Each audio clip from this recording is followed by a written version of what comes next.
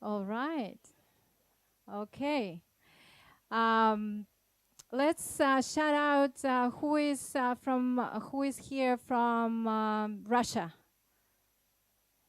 Okay, only me. Who is here from England? Okay. Who is here from Canada? France? Spain? Italy? USA? All right. Indonesia? Bali? Okay. Germany? All right. Poland? Okay. Any other countries that I have some geography problems. Norway, New Zealand, Australia. Yay! Singapore, of course, Switzerland. Oh my God, Venezuela. Oh my God, this is so cool. Brazil, Korea, North Korea.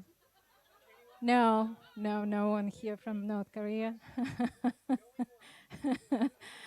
All right. Well, this is amazing. This is a big international community we have here, and it's full house. And we're very proud to have you here. And please give yourself a round of applause for coming here for this special event. And we have Robert Epstone over there. He's the founder of Soulman Bali. Yeah, San Soulman. Thank you for coming. This is a big honor for us that you join. Thank you. So once again, my name is Dee. I'm from Russia. I'm the community manager for entrepreneur resorts and beach clubs. And if you don't know, our company is quite big, and it went public a few months ago. And we're building 5 resorts and 50 beach clubs around the world. And not just ordinary beach clubs, not ordinary resorts. It's a network for entrepreneurs. And basically, our company supports United Nations global goals. And all of the projects that are built within our community are basically changing the world and tackle United Nations global goals. And Entrepreneur Social is actually an event that an event series that started. Hi, hello. We were waiting for you. So the Entrepreneur Social, it's an event series that started in January. It's actually started not only here, but around the world. And we've been organizing more than 50 events in more than 80 countries right now. It's our initiative of our founder, Roger Hamilton. And we organize them every month in different cities where we have our leaders of our communities. And basically, they invite amazing social entrepreneurs to speak about their social sustainable projects. And if you want to speak in New Zealand, if you want to speak in Australia, in the United States, or in Canada, we can connect you with our city leaders, and you can represent your project over there. Or if you have any friends who tackle United Nations global goals with their businesses, we would be happy to connect them and give them a chance to speak. This event is filmed, and it will be uploaded to our YouTube channel. And Paputo, thank you so much for supporting us. Thank you, Genius Cafe team, for supporting us to organize this event. We're full today, and please. I think just keep in mind that we have other clients here, so if the team will not be able to serve you straight away, just you know, you can forgive them, because yeah, we have a lot of people chilling on the beach. So as I told you, that Entrepreneur Social is a monthly event, and we support local businesses who tackle United Nations global goals. And who knows how many United Nations global goals we have?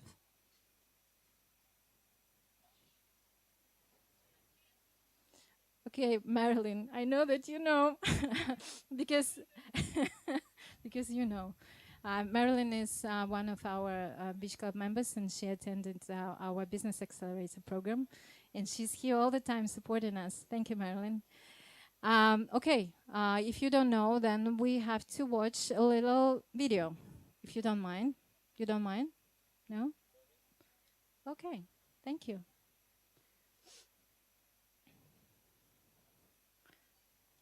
There's actually two of them, because I knew that you don't know how many United Nations global goals we have. It's actually easy to remember, but just in case. We can be. We must be. The Sorry. first generation to end extreme poverty. The generation Most determined to fight injustice and inequalities. The generation that saves the planet from climate change. Sorry. And this is how it will get done. The global goal. Yeah, we always have some technical problems.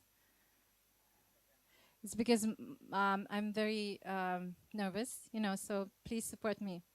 When I'm nervous, all the technology shuts down. This is not our fault. It's my fault, actually. Yeah. Is it working now? Yeah? All right. One more time. And today our speaker is talking about number 9, number 11, and number 12, and number 17. And another quick one, just to show you United Nations global goals in numbers, some of them.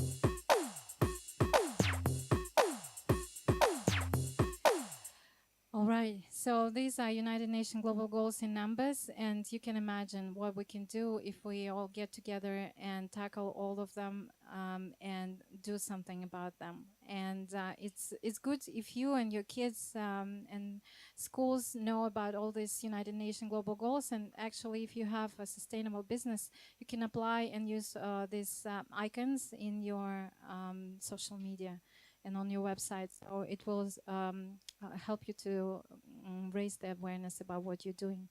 And so today we're happy to have our speaker, Alan Bywaters, and he's really amazing and human being. And we're very glad that he chose us to present his project here. So Alan, I have to read it because it's not easy to remember it by heart. So he's the founder of Mindful Business and co-founder and head of creative engineering for Regenerating Earth. This is the company that you have, right? So he's the creator of the first all-weight microprocessing facility in the world. He was born in the United Kingdom, and he is the adventure explorer turned into entrepreneur and investor. And he is doing this in all areas that involve regenerating of the Mother Earth. He is the founder of Mindful Business and a co-founder of Regenerating Earth, and in collaboration with leading experts and scientists from around the world, he has discovered cutting-edge technologies designed to convert streams of technological waste into highly valuable forms of money. So from trash to cash, right? So for the first time, this project, Trash to Cash, all waste microprocessing facility in the world, will be presented here, right? As the co-founder, Alan collaborates with people to harness ideas and technicians to engineer new technologies to convert existing problematic technological waste streams into profitable money streams. So please welcome Alan Bywaters. Thank you, Alan.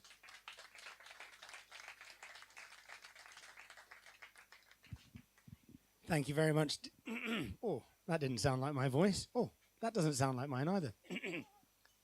There we go. That's better, isn't it? Thank you very much, Dee. Round of applause for Dee, please. And thank you guys so much for coming. More people here, the more that we can share the word, spread the word, and share something very exciting. I notice as I look around, how many people here actually know me personally? Okay, that's the 90% I owe money to. And so thanks, guys, for coming. Some of the other people who are all the people I've never met before but have come out of pure interest. Awesome. Welcome. Welcome. What are some of the reasons why you've come here? Just so I can get a quick feel. We'll spend just a minute understanding. I know a lot of my friends. I know why they're here. I know what pains they're struggling with, what they're needing to do. What about yourselves? What pains are you experiencing that you thought might be an answer here in today's presentation? Ruby. Plastic rubbish. Can we agree with that? Yeah, plastic rubbish. Plastic rubbish.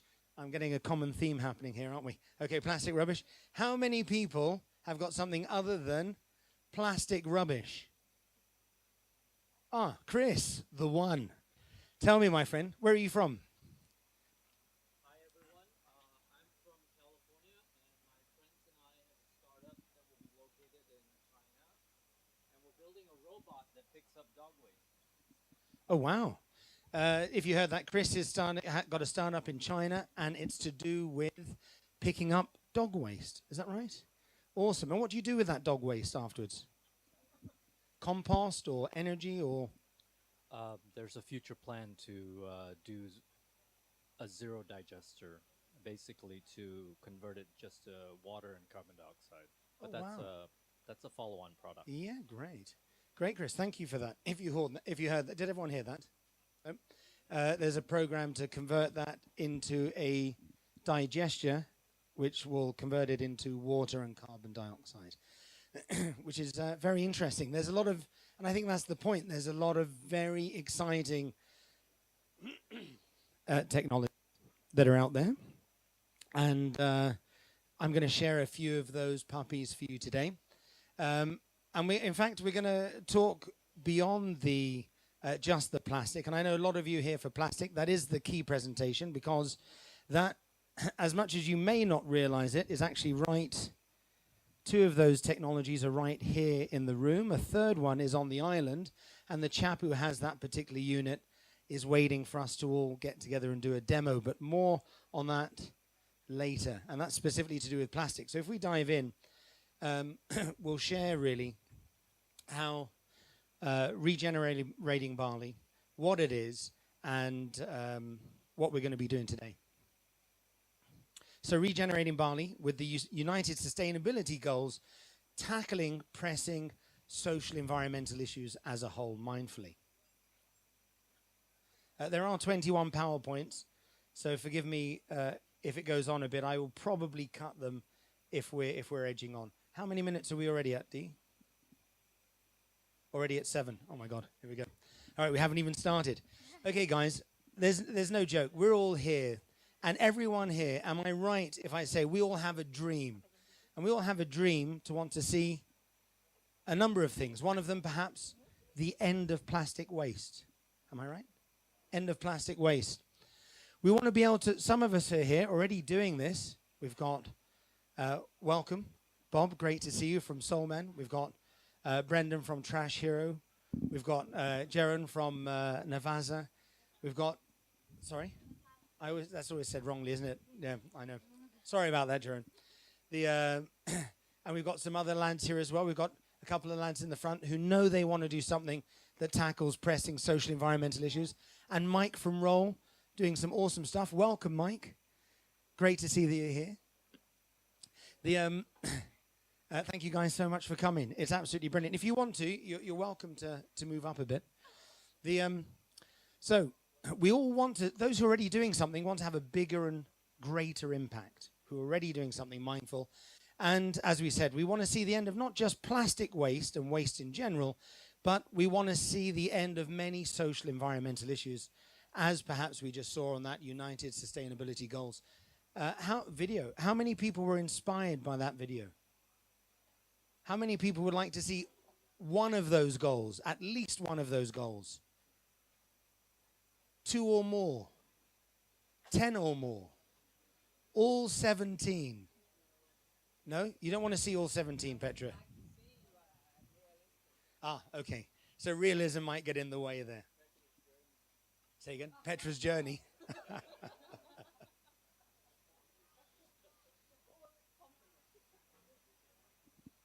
Very good. Well, you know what? It doesn't require necessarily everyone working on every single goal, but there's definitely enough people, perhaps on this planet, to tackle every goal. Are there enough mindful people who can tackle that? And so here we are. Here are those laid out. We saw quite a good example of that earlier.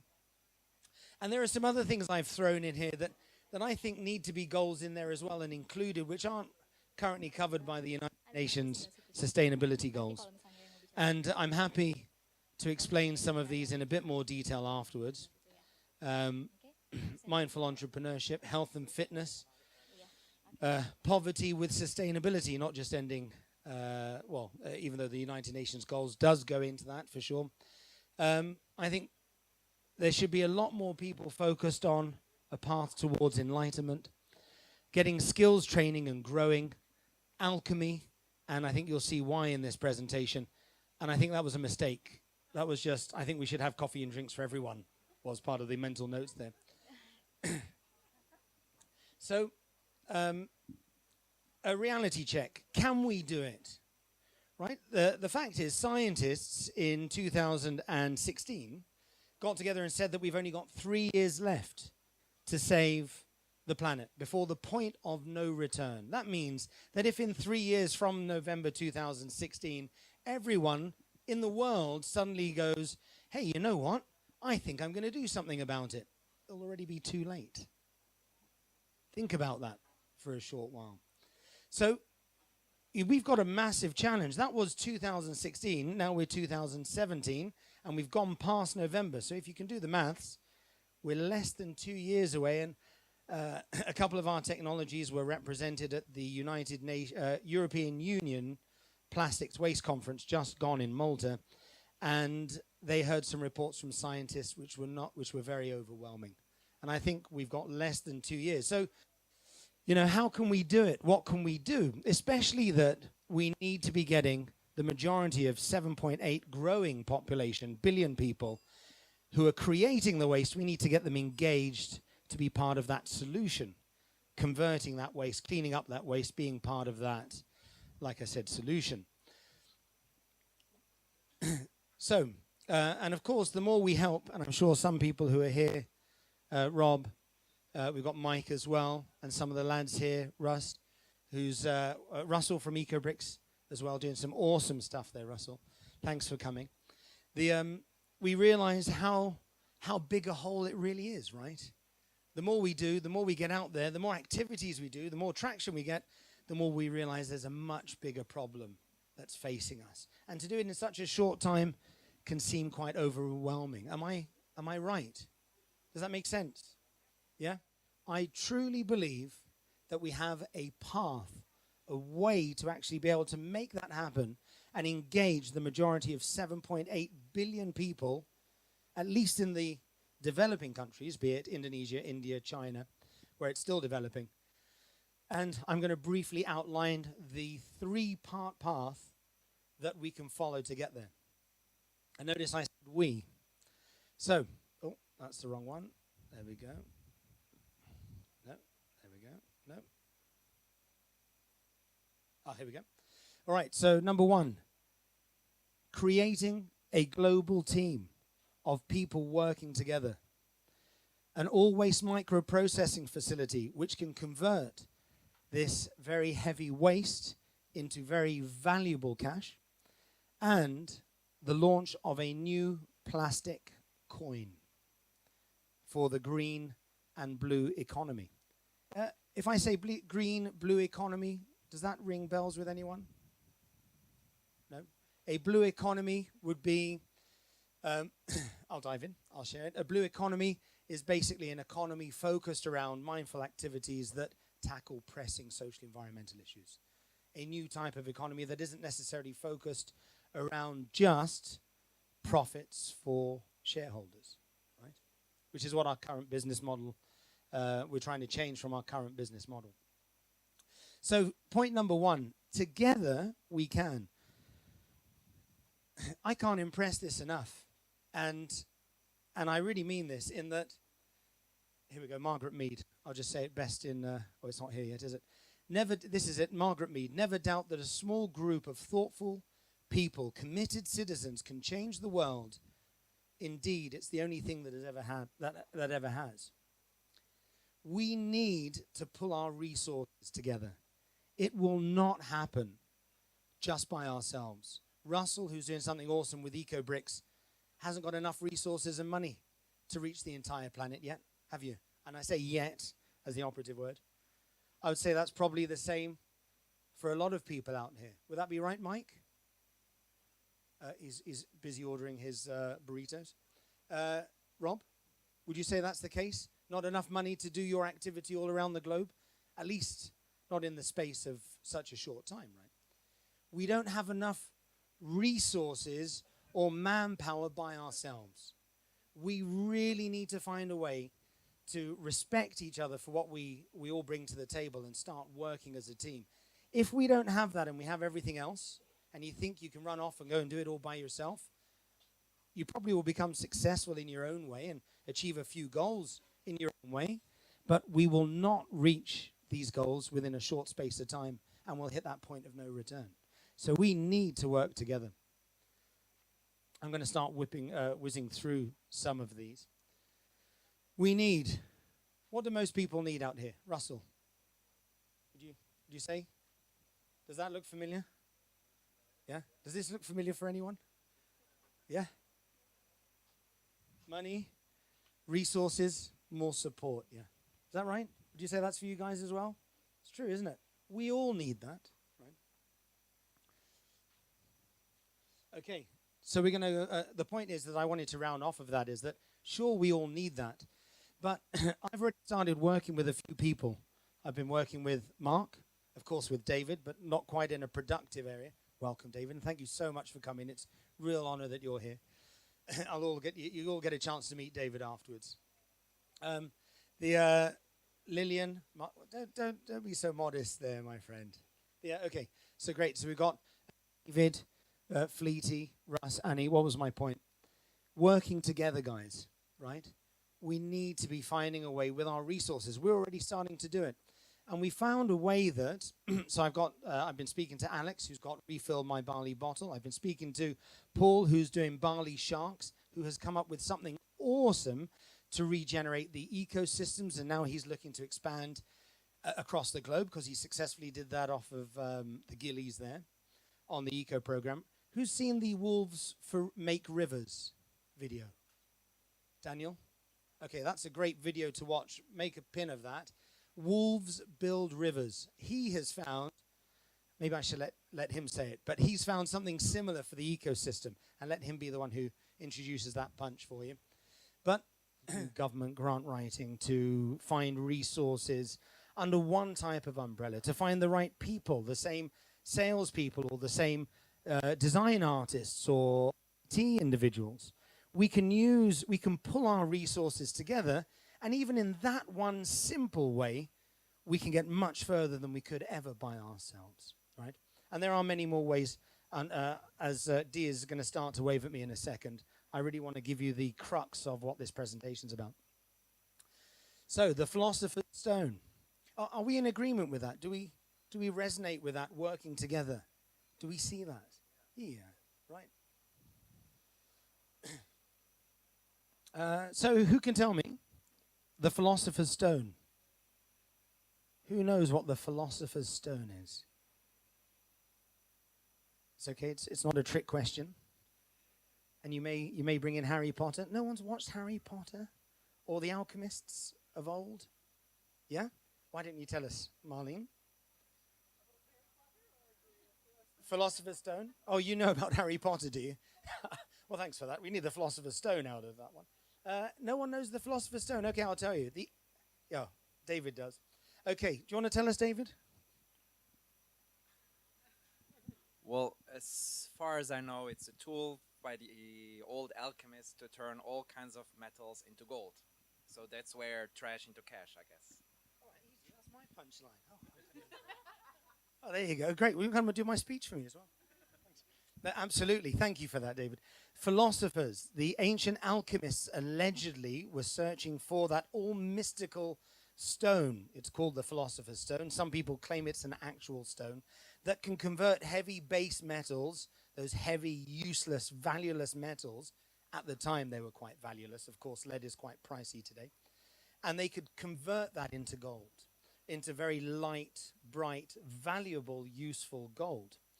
And it's of course left as a mystery, right? And apparently it's never been found, except for, as you might find if you follow scientists, you'll find that they actually did develop a process that can convert lead into gold, right? That came out about 2 years ago, yeah? Just much more expensive to create the gold is what they say. And they're also able to make diamonds, yeah? Familiar with that? Good? Okay, good. So the Philosopher's Stone, in this case, the machines that create the new gold. Okay, so of waste food. Amin. Tolong bantu sama yang tempat pupuk di sana ya. Just bawa di sini.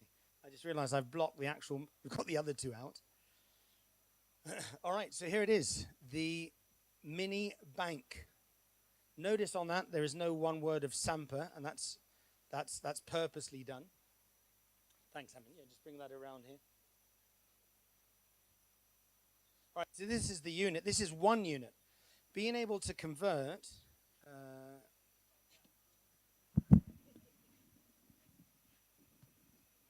can't see. There we go. Good. Being able to convert waste food into highly valuable compost. It's not new, but this particular unit makes it affordable, makes it quick, and makes it economical. And it can be, as a small micro investment, can very quickly pay off for itself. These types of technologies I'm going to share with you follow that same type of line. So it's not just, and there's so many other advantages that locals love about it as well. Converting waste food into compost, but finding the right way to do that so locals actually take this up as a product. This has been a superstar hit so far. So we're rolling out with this puppy to go everywhere because it doesn't smell and it's all internal and it's very, very easy. You don't have to be a genius at composting. I don't know who knows how to compost. I personally don't, but I know how to use one of these units, right? So keeping it simple, keeping it easy. And that's what makes this one different. Okay, so we can convert this, which is one of the biggest issues, by the way, into this. And there are specific ways we can actually create really dark, as you can see, they're very dark compost. Okay, glass. Any solutions for glass? You see lots of glass, tons of glass, just lying everywhere, right? As simple as a glass crusher. This glass crusher can convert this, or broken glass, into this. This can be used for construction, in roads, concrete, cement, and so forth. This has a real value. In our calculation, we can profit. All of these are profitable. You can profitably operate all of these technologies. And of course, at a level where we're talking locally, we can actually create enough money that can create enough money for a part-time job for women at houses, for example, to earn 500,000 to a juta extra per month. I mean, and that's probably all one needs, right, to get this program kick-started. Okay, so we're going to whip through cigarette butts into glasses frames.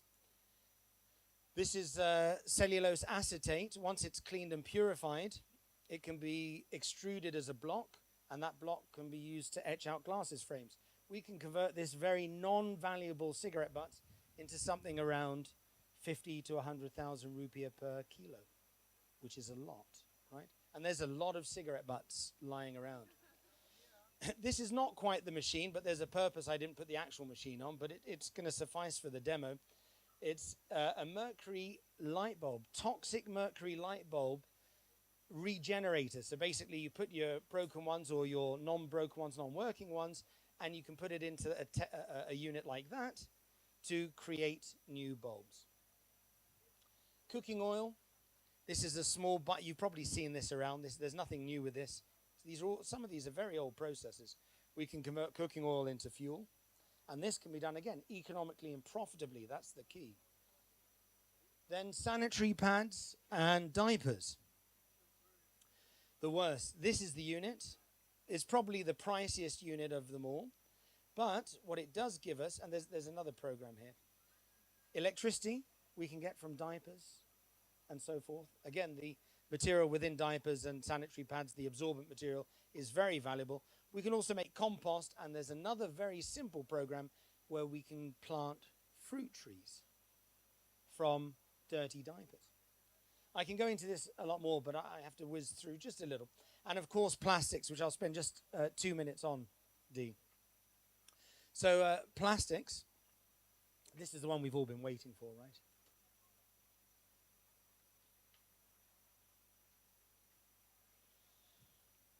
Where's the other one? There is another picture. I think it wasn't put in animation. Okay, well, we've got two machines here. One's on the floor over there. As simple as that. To this unit over here, which is still in pieces. We want to do a build on two machines. The two machines are all here with all the spare parts. We can now extrude, which are big. Who's heard of Precious Plastics? Brilliant program. Yeah? Okay, awesome. We're working with them in that we've taken their base model of their different machines, their shredders and so forth, and we're working with engineers to take it up to the next level, right? So we've now got a twin shaft shredder we're just about to release for the New Year's, and we're going to launch these two, do tests and help them improve that so they've got really good working models that can be very cheaply produced. So we can convert the plastic and recycle it, number one, and number two, we have another technology we're just upscaling, which is this one right here. And this converts all used plastic into fuel. Again, sustainably and profitably. Who's seen that one, the Blessed machine? Yeah? Okay, great. Which are two of the easy ways we can get locals doing it. And that's the key. It's getting locals engaged at a very cost-effective way where it's manageable and profitable, so they can take away the most value in the thing that they need, which is, Lisa, to meet those needs, which are the Maslow's hierarchy of needs, exactly. Through actually working, creating jobs to clean up the environment that sustain that particular activity. We're not asking them to care. We're not asking them to help. We're saying, hey, you can go make a ton load of money cleaning up the environment, and we'll help you do that. Our plan is, with all of these technologies that I've invested into, and we've all been investing money and time too, is to put them into a center, and at that center, at a Banjar, anyone can come up. Sadie himself can use it like as a maker space, can come up and for free be able to start converting their wastes, all of their waste streams, directly into money.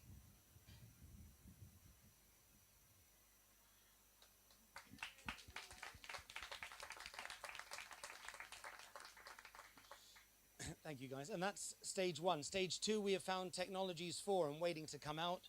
The aluminium bags, we've got, I mean, there's for everything. Look, if it's technology, and I want to leave you guys with this before I give 2 minutes to my staff, who is a local, and I think it's very important because, you know, I'm glad we're all here, but this is really for locals.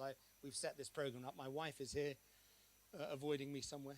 Where is she? She's avoiding speaking. That's what she's doing. Okay.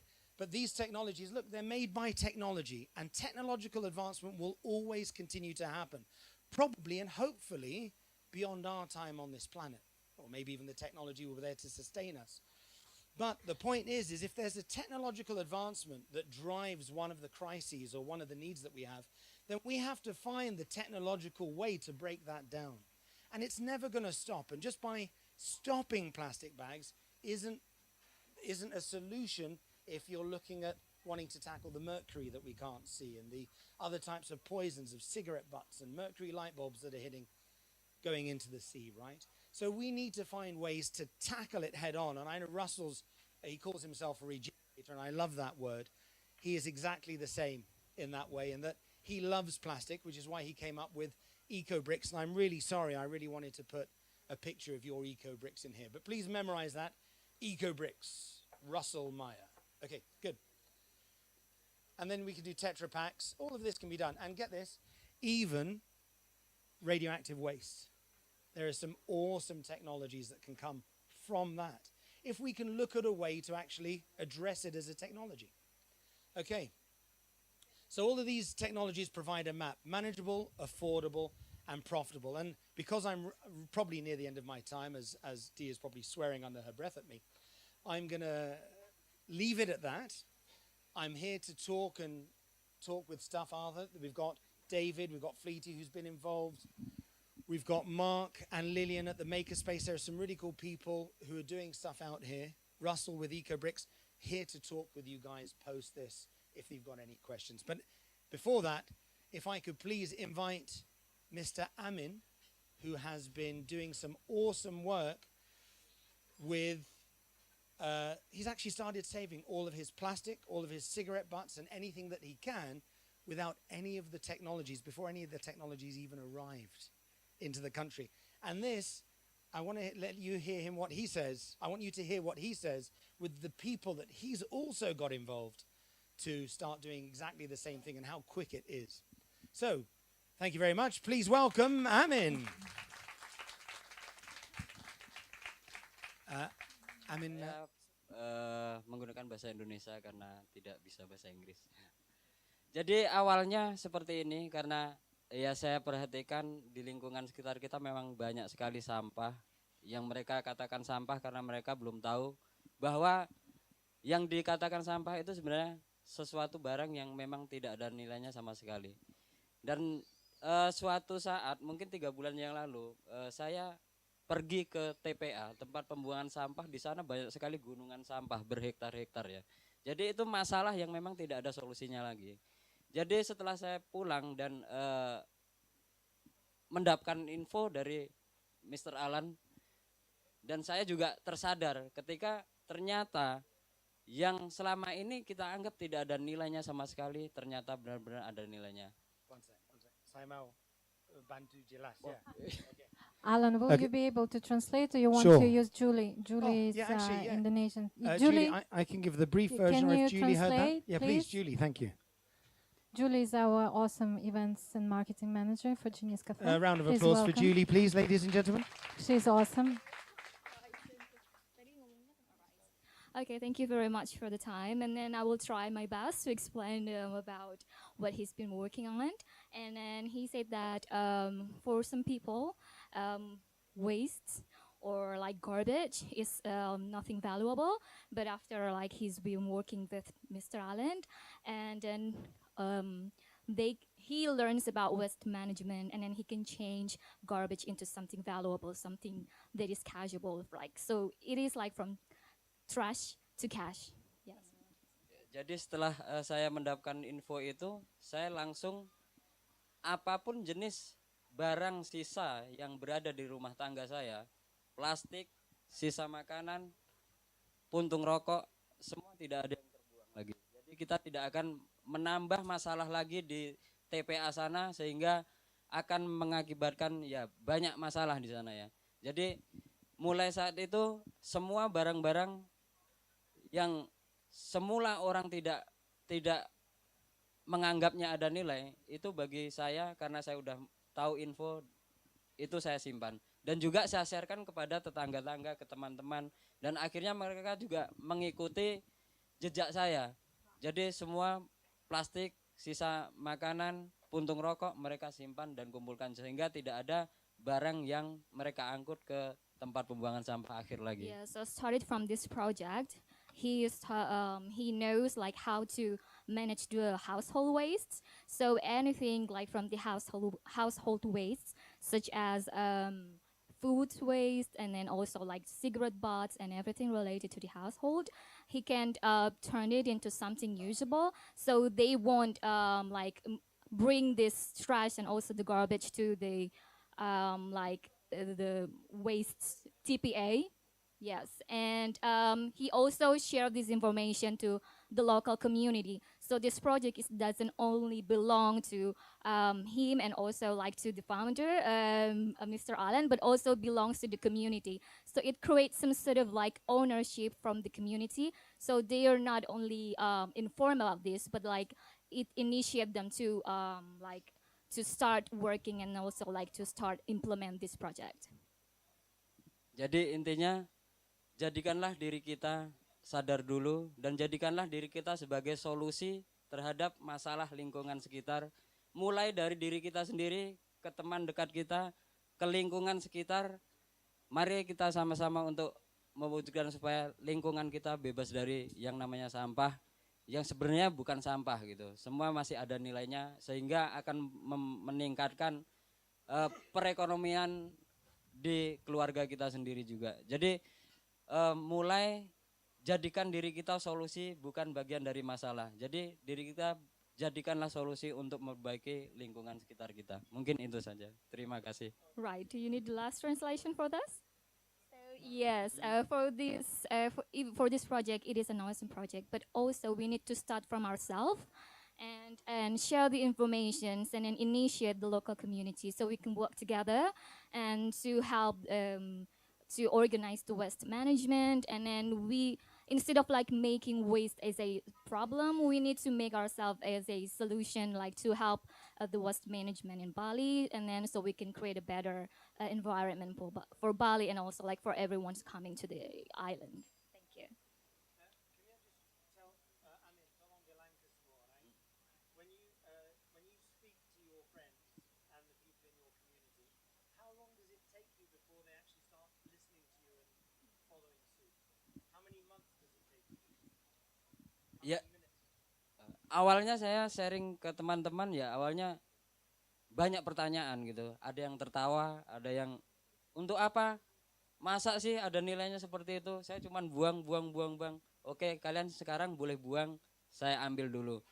Setelah itu mereka juga mengamati, melihat saya, kenapa anak ini seperti jadi pemulung, jadinya seperti itu ya. Akhirnya seperti itu. Cuma lama-lama nanti kalau kalian tahu nilainya, kalian tidak akan pernah membuang ini. Bahkan kalian akan mencari kemanapun barang ini gitu loh. Jadi tidak begitu lama, sekitar hampir 1 bulan lebih sedikit aja mereka sudah ngikutin jejak saya. Di kamar saya, kamar sebelah, mereka sudah punya tabungan sendiri. Tabungan puntung rokok, yang ibu-ibu rumah tangga, plastik, semua sudah tersimpan dan tidak terbuang.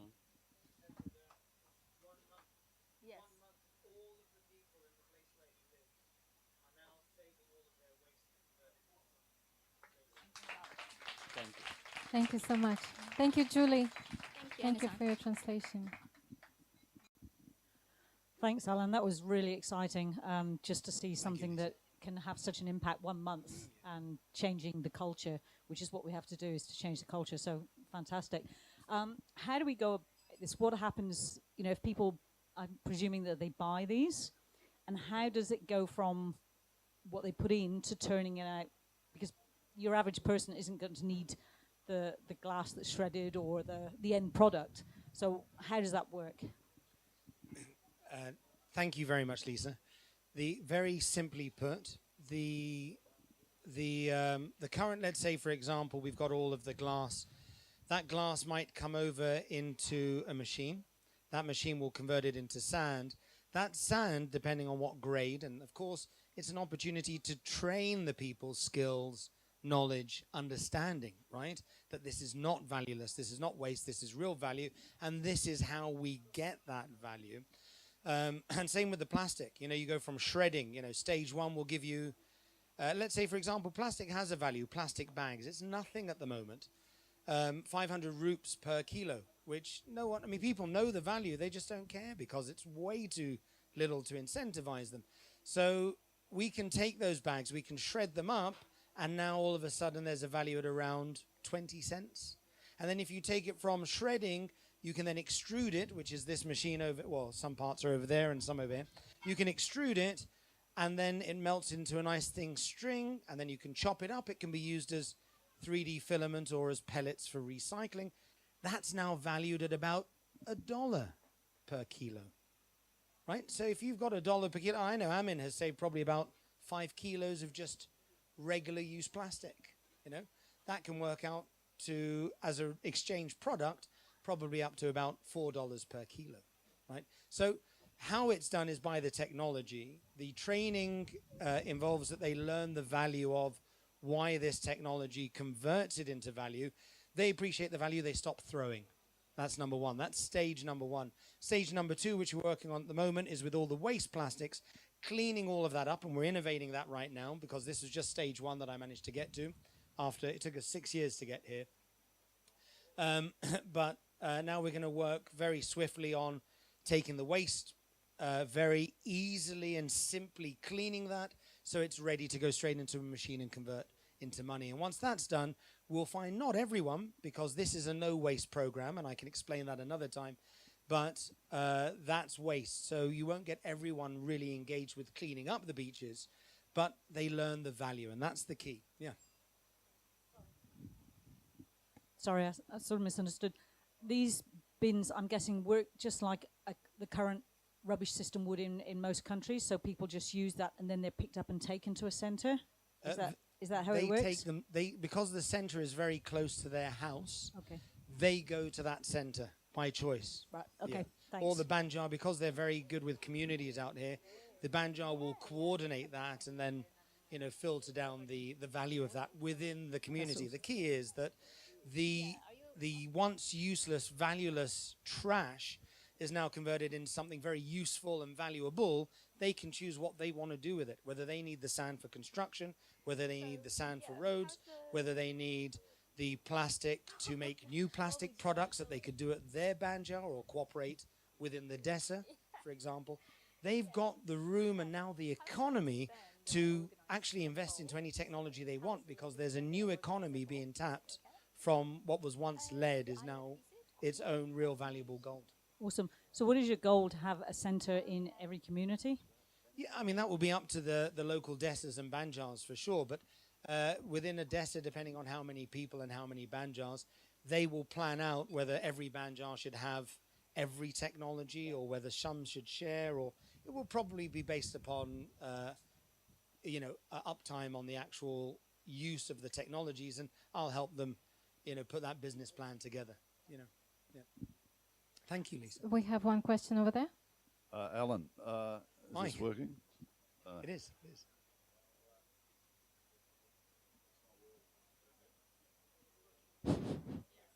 Yeah, we want to order a set. So how soon can we get them?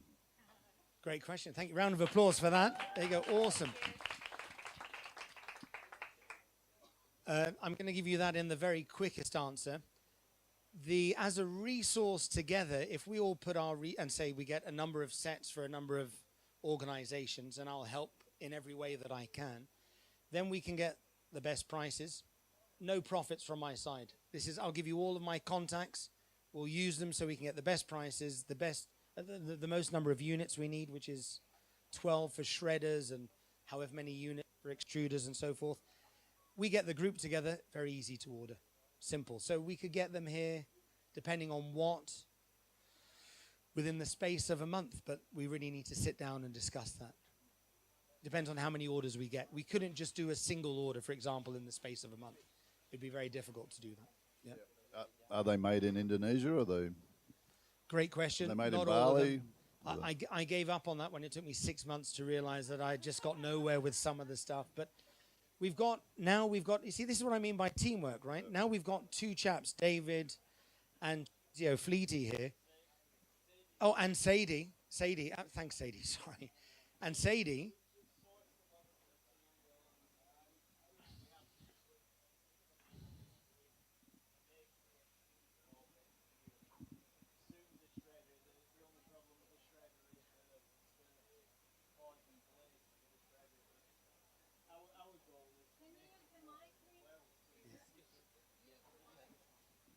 Yeah, so the goal is to actually train people to make everything locally with locally sourced materials, and hopefully actually recycled materials for the shafts and stuff we find from old cars or whatever. So that's the goal, is to also take down the shipping cost and the waste of energy, shipping from another country. So how long it takes, we don't know, huh?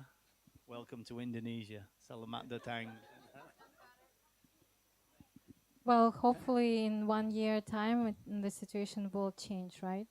We will hope. Well, sooner. We'll push the button ASAP to get it here as soon as, for sure. Good news is we have Brits who I've given the stuff to, so they can produce in very quick time, efficiently. They've already done the first set. They can upgrade, and we can have the stuff out here within the space of a month. So, if until Indonesia comes online, right? Does that sound right? Okay, cool. Alan, just want to say Brandon? it's an absolute pleasure to be under the same roof with you and you and you and you and everybody here who's fighting for a Thank very you, good cause. I think it's fantastic. It's actually an honor. My question was actually answered already, but another question came up. Plan of action as of now. Just for those of you who don't know, I have a team, or we have a team here in Sanur and all over Bali. And we dedicate ourselves to cleaning the beach every single week. We clean the beach and we collect X amount of trash, be it 5 kilos, sometimes 300 kilos every week. But we struggle with what we can do with the trash afterwards. So let's say every Monday we clean the beach at 5 p.m. What do we do with that trash once we've collected it? Is there a plan of action as of right now? Can we put a plan in action, or I go ahead and organize and bring it to where? Nusa Dua, or yeah? Great question. Thank you, Brandon. Brandon is one of the 3 co-founders of Trash Hero. Trash Hero. Which is Every pretty Monday awesome if here, you haven't 5 heard of them. They go o'clock. around all around the world now. And I personally love what they're doing. And in fact, I've got a whole load of plastic waste from the beach that I went because we're starting to experiment with that. I took some videos. I think you'll love it. But this is the experimental phase for the waste. This program coming from the house is a no-waste program. It's a valuable program. So we're educating people from the word go that it's not trash. The second they see that what in their hand is not a rock, but it's gold, then they behave differently. They don't throw it into bin number A. They throw it into bin B, and bin B is the valuable bin, right? So what's the plan? What we're doing with plastic, the trash that we collect here in Sanur? Yeah, well, I think we need a team, Brandon. I started yesterday and I started doing my research. We can pull all the Trash Hero guys together as a team, throw it out there as a question, and say, which is our limitation, and perhaps it's not, but the limitation that we think is the most obvious one is how do we get it clean enough and separated to start converting? So you come up with an answer for that and get the whole Trash Hero community thinking about that, then we can make it happen. So basically, we just need to clean the trash and then give it to you.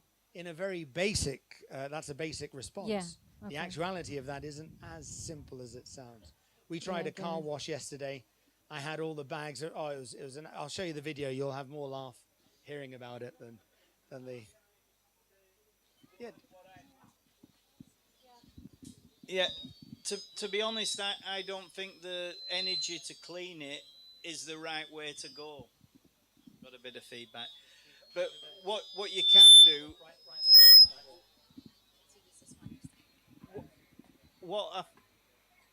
what I believe is the right way with actually things that have been in the sea. Salt and cleaning is not easy because salt's already a solvent. But what you can do is shred it and add it to a concrete type mix, because we don't have enough decent roads in Indonesia, so you can use it in a reasonably dirty way and manufacture either roads or pavements from, if you use heat and compression and mix it with a cement type of medium, you can use it that way. Rather than try and clean it and turn it back into plastic, you sequester it as a road, because We need roads in Indonesia anyway. I'm a bit selfish. Thank you, David.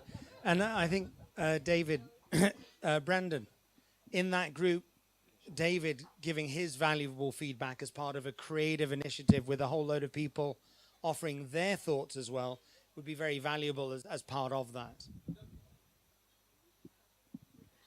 My 5 cents to this. Remember Pak Swastra last month? He was talking about roads built of plastic. So they have this project. So we can also work in that. Look, I'm fully aware there's two big problems here. First, I mean, what you're working on here is trying to educate each and every single human being to be trash wise.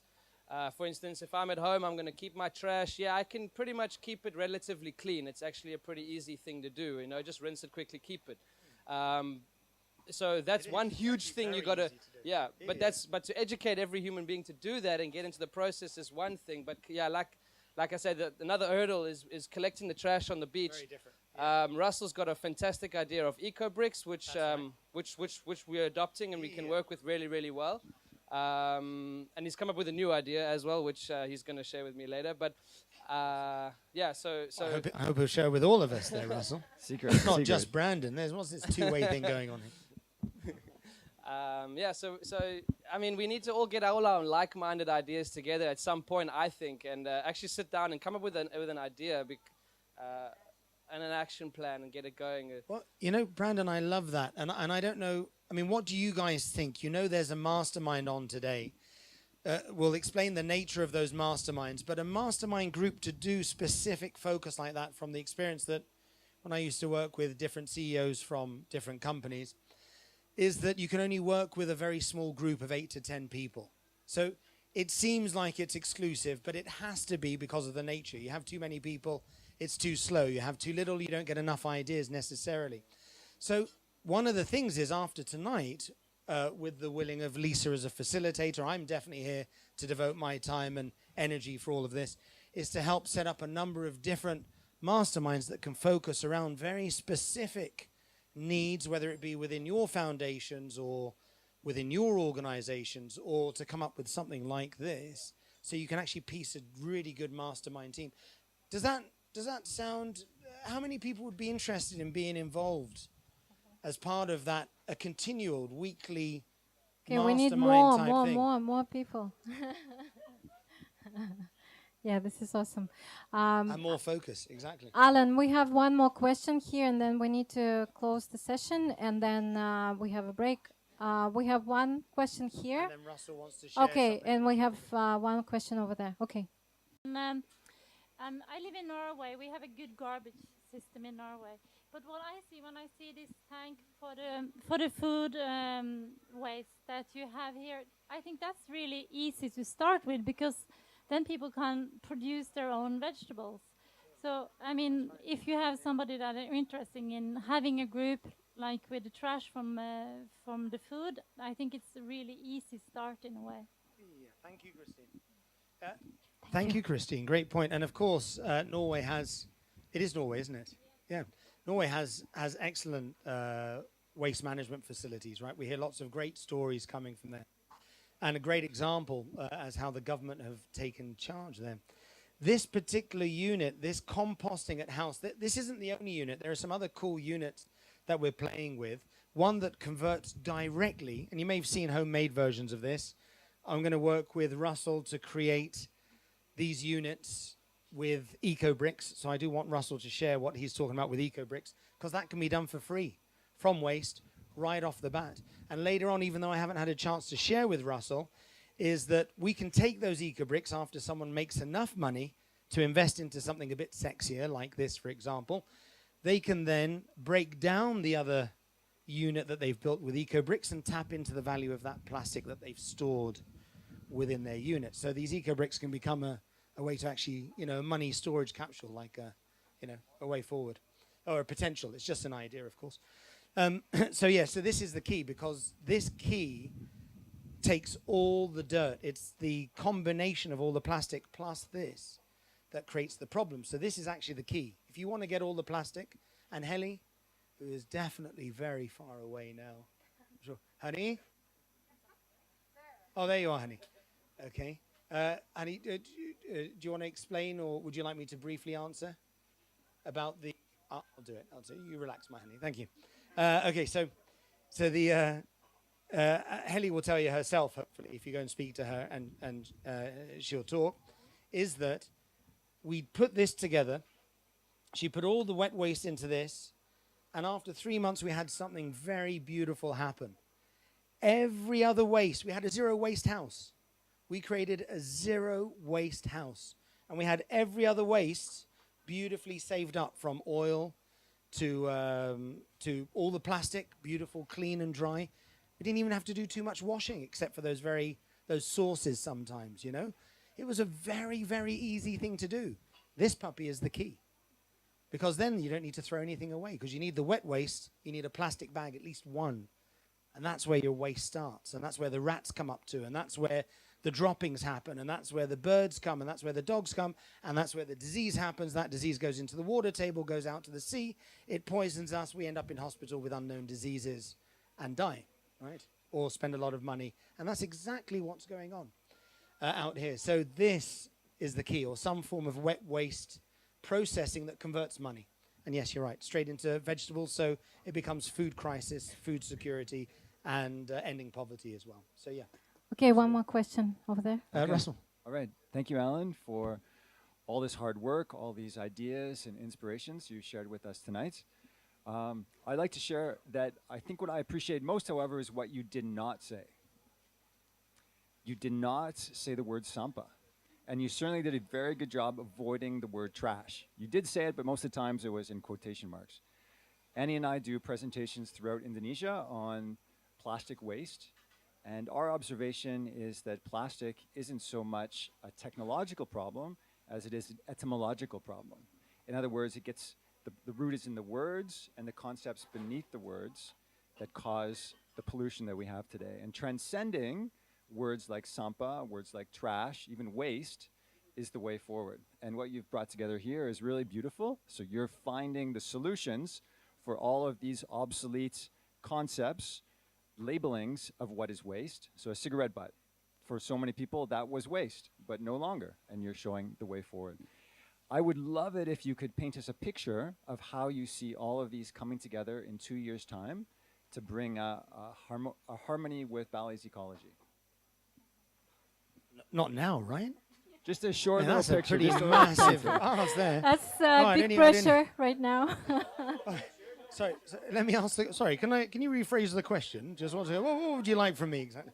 Oops, I'm awake now. What? I'd just love to hear your vision of how this all fits together. So I don't know. I think you I'll can be honest. brainstorm right now during the mastermind. Yeah, exactly. But I love mean, the phrase you're using, plastic coin. You know, like use it as a symbol on every bottle, every product, as a coin, plastic coin or a cigarette butt coin or something like that, so people can see that it's convertible into money. You know, actually, it's more than just a symbol, Dee. And to answer your question very briefly, there's no way that I'm going to create that vision. As I said, as you remember, what's the word? Who's going to create that vision? We are. Absolutely. Collaboration, community. We are. It is a we vision. And that we vision is where, you know, our each expertise comes into that picture in its value, you know, in its part. It's under one umbrella, one name, one term. It's more than just my vision. If you were to say, what would I love to see? I think the only answer from after working on this for so many years, specifically on this, and Helly will tell you how many hours I'm up calling, how many trips I've been on, how many people I've met, how many experts I've talked to, how many technologies that we've got coming out which are super sexy, right? Even when it comes to batteries and the future of solar and so forth, we are right on that verge. It's going to change everything very, very soon. So it's very exciting. All of these technologies, I think the only thing that can happen is a we thing. If we don't do it, we have no chance for this planet. And that's a guaranteed. And that's the truth. So if you'd like to say, what would I love to see if I had a wish list, is we working together. That's it. Because, as thank you. Yeah, please, go ahead. Thank you. Thank you, Alan. Do you want to make a... Yeah. Where is it? I just want to respond to your where is it? Is it inside your presentation? It's right here. One second. You close it. It's right at the bottom. I'll look at if they'll say it like that, or they might go, "Oh my dear," or they might say it in another language or in a different way. But they will see all of that waste that you showed me a picture of, Petra, this morning. Oh, was it you that showed me the picture, Christine? Thank you.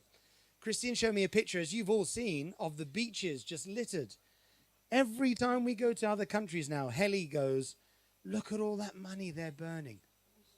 Look at all that money they're burning." And she's like, fields of it in Jakarta. Oh, they're just burning all that money, right? And that's the key, guys, because once people see that it's not trash, they realize its value. And once they realize its value, it does become a coin. The coin itself will be value, not a symbol. It'll be 10 grams of plastic. It might be worth 10 pence. In our system, it might be worth about 10 pence. But my point is that it can become a real economy. It is the real economy that will give people the reason to actually go and clean up the planet. And I mean in short time, in very short time. It's the only option we've got is to create a new economy from plastic and waste. Otherwise, we won't get there in 2 years, no matter how quickly we try to, duplicate this program, even if we all got on board. So it needs to get to a point where someone in India hears about it and goes, "Oh my God," and they start collecting the plastic and saving it and converting it into little coins that then could be traded. Traded where? In places like Genius Cafe, coming to my water company and buying water directly from me, some of the finest, no plug here intended, some of the finest mineral water on the island. And you could trade in your plastic coins. In fact, if anyone goes and collects plastic, hands in clean, dry plastic through our system or independently, we will feed you back with any of the products. You could even buy this unit with plastic.